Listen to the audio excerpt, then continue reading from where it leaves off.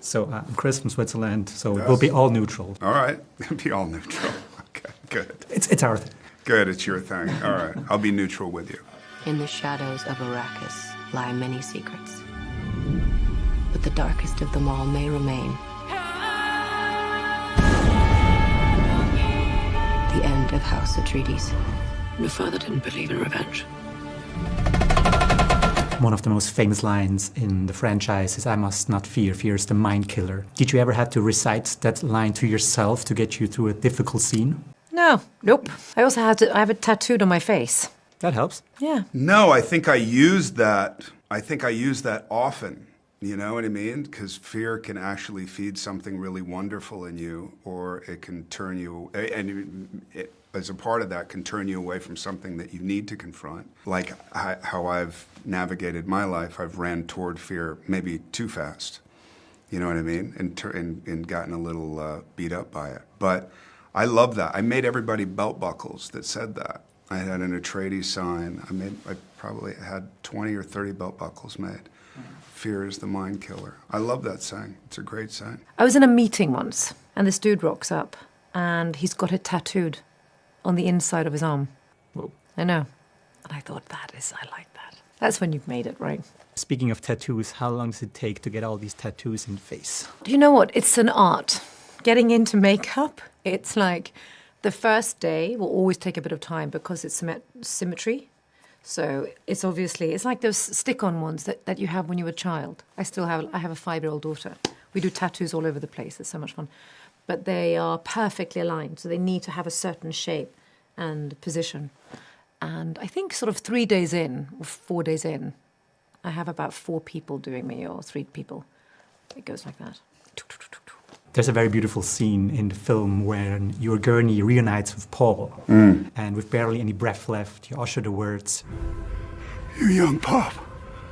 What did you do to sound so exhausted in that scene? It's not necessarily exhaustion, it's emotion, you know? I mean, hopefully that's what came out, but we did it several different ways. And it was coming out like angry gurney gruff. And it was Denis who he came up and he said, "You missed him so much." And then he walked away and we did it again, and that's the one that he used. So, I don't know, exhaustion just because we were where we were. We were always exhausted, period, because we were running in the sand, and it was 105 degrees, and I did have a still suit on, and the bubble head, and all that stuff. So we were exhausted anyway, but I think the emotion, I was very happy with that take. What if Paul Atreides were still alive?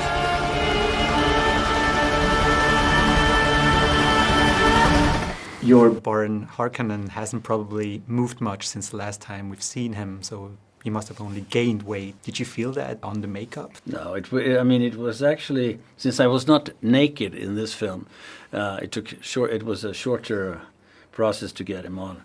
It took 6 hours only. And how much was it before? 8 hours for naked. Jesus.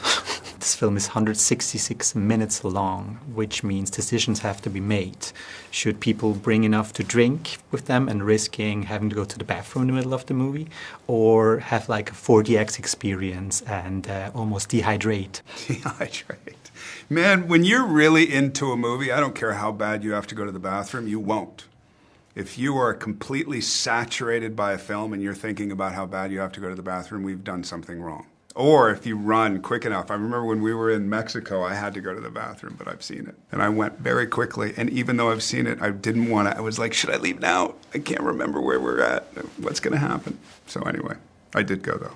I would recommend dehydration. It's a good thing. I mean, I didn't drink all day because of the costume I had, so it works without water every fucking 5 minutes like people have to drink. Have you heard about the app?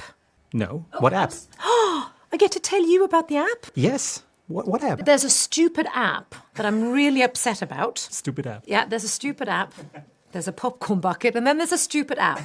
There's an app that you can download which will tell you when the perfect timing is for you to go and do a pee, and you won't miss too much, and then it will tell you what you missed. That's stupid. Thank you. And then also... That should only run during the credits, if at any time. Yeah, but look, and then you're going to go and sit and look at this and go, when's the time? And during the time you've done that, you've missed 2 fucking close-ups. Sorry. So sorry. But you know what I mean? It's no. That's just silly. If you need to pee, pee, and then have that whisper between you with the neighbour and go, what just happened? Oh my God. Yes. Everyone died. And then you have to go again. Deal with this prophet. Show me who you are. Do you remember when you met your nephew played by Austin Butler for the first time? Was it him like in full makeup or was it like a normal meeting? No, he had his makeup on, and it was... So I immediately recognized that he was a Harkonnen. Because he's such a menacing presence. How scary is Austin Butler in real life? Oh my God, he's quite the opposite. He's quite the opposite. I mean, when I went in there, people told me, oh, you can't wait to meet Austin. Have you met Austin yet? But he had met Austin. It was Austin.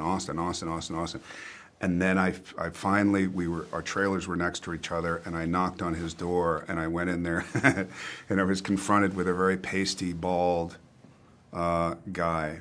And it was the first conversation was 3 hours. I love that guy. I think he's incredible. I think he's got an old school work ethic and mentality, which I appreciate. I think he works very hard. He was very focused.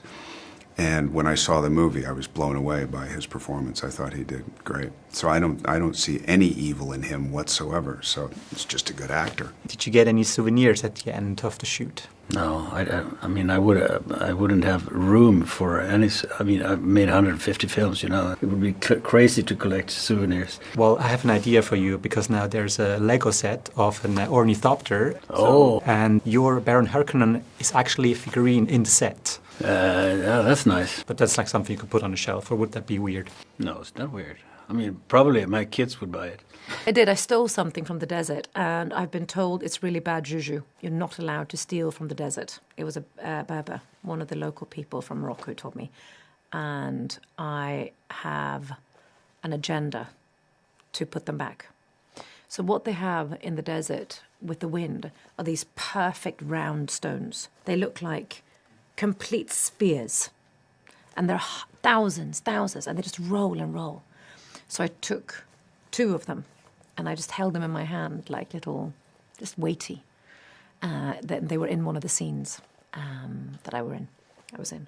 And then I took them, and someone said, what is that? That is bad juju. So I feel super aware that I have bad juju. But I'm going to give them back. Good. In the 3rd film, when that's written. Were you able to go on any beach holidays after wrapping production, or were you like, nah, I had enough sand for a while now? To be honest, I miss skiing so much. I snowboard and I ski, but I can't because it's so dangerous and I'm constantly in productions. There will be a moment when I just do it, but I'm right now filming Silo season 2, and it's just me in all the scenes. So if I break a leg, there's no one else they can film on. So I have to wait. There will be a moment. I need snow. I need snow. Well, I'm in Switzerland, so... Mountains, snow, the fresh air. Yes. Yes. He who can destroy a thing has the real control of it.